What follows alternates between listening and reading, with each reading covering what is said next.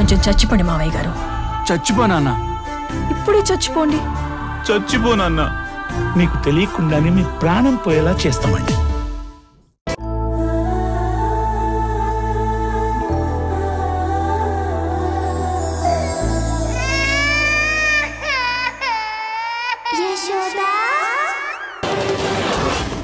యశోద అనే పేరుందా లేదా?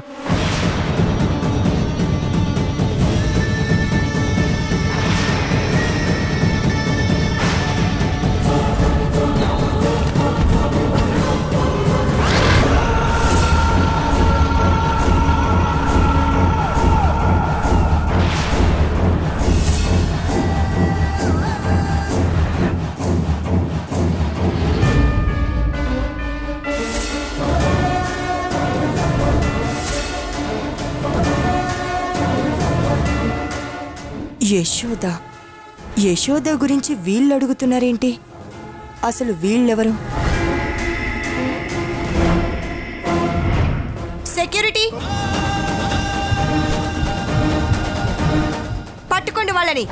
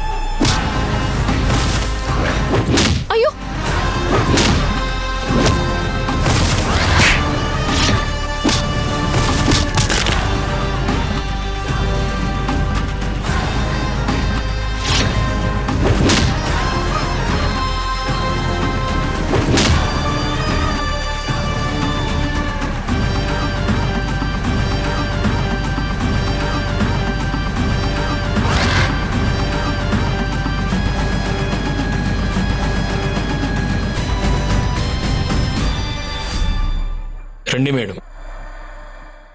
ఎక్కడ్రా? పారిపోయారు మేడం. ఇన్ని రోజుల తర్వాత యశోద గురించి ఎవరో ఎంక్వైరీ మొదలు పెట్టారు అంటే అది ఖచ్చితంగా యశోద అయ్యుంటుంది.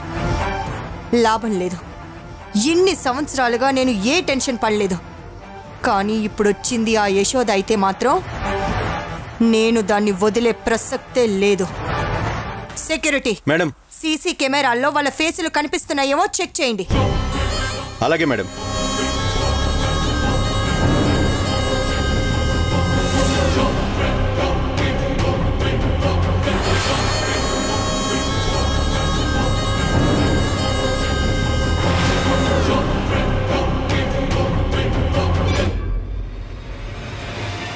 ఏమైంది మేడం? వాళ్ళు హాస్పిటల్లోకి ఎంట్రీ అవ్వకముందే మాస్కులు పెట్టుకుని వచ్చారు మేడం. ముఖం ఎక్కడా కనిపించట్లేదు మేడం. ఖచ్చితంగా ఆ యశోద అయ్యుంటుంది.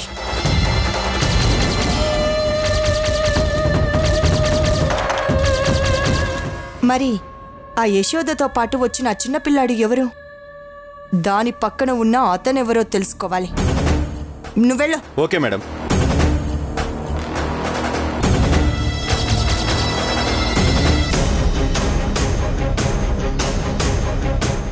ఏం ఆలోచిస్తున్నావు యశోద? నిన్న అతనేమో రామయ్య తండ్రిని జానకమ్మని అక్కడే చూశాను అని చెప్తున్నాడు. ఇందాక హాస్పిటల్ రిసెప్షన్లోనేమో ఎలాంటి డీటెయిల్స్ లేవు. నాకేం అర్థం కావడం లేదు హరి. ఇందులో అర్థం కావడానికి ఏముంది యశోద? 100% ఆ హాస్పిటల్ ఫెయిర్ కాదు. ఎందుకంటే పేషెంట్ డీటెయిల్స్ పేషెంట్ అడుగుతుంటే ఎవరు చెప్పకుండా ఎందుకుంటారు?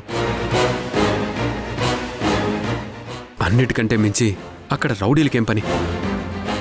అంటే అక్కడ ఏదో ఇల్లీగల్ పనులు జరుగుతున్నాయనే కదా. కావచ్చు హరి. దేవుడు పిల్లలు ఒక్కటే అంటారు. ఇప్పుడు అది నిజమనిపిస్తుంది. చిన్న కనిపించడం, మనం హాస్పిటల్కి వెళ్ళడం వల్ల మనకు క్లూ దొరికినట్టయింది. రేపు మళ్ళీ మనం హాస్పిటల్కి ఒక ప్లాన్ ప్రకారంగా వెళ్దాం. ఈసారి ఏదైతే అది అవుతుంది. వెనకడుగేసి మాత్రం రాకూడదు. అదే హరి, నువ్వన్నట్టే ఏదైతే అది అవుతుంది. కానీ మన వల్ల దయ అనవసరంగా చనిపోయింది. బహుశా మనం ఈ విషయం చెప్పకుండా ఉంటే బాగుండేదేమో. చూడే యశోద, ఇప్పుడు మనం యుద్ధం చేస్తున్నాం. నువ్వు అర్జునుడిలా పోరాడుతున్నావు. ఆ యుద్ధం ధర్మం కోసం జరిగింది. ఈ యుద్ధం చెడుపై మంచి గెలవడానికి జరుగుతుంది.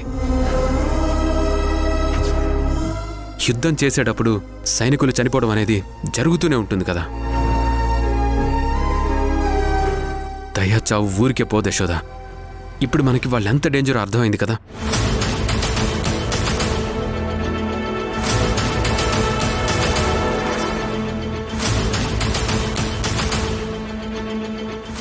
ఏంటి హరి ఆలోచిస్తున్నావు?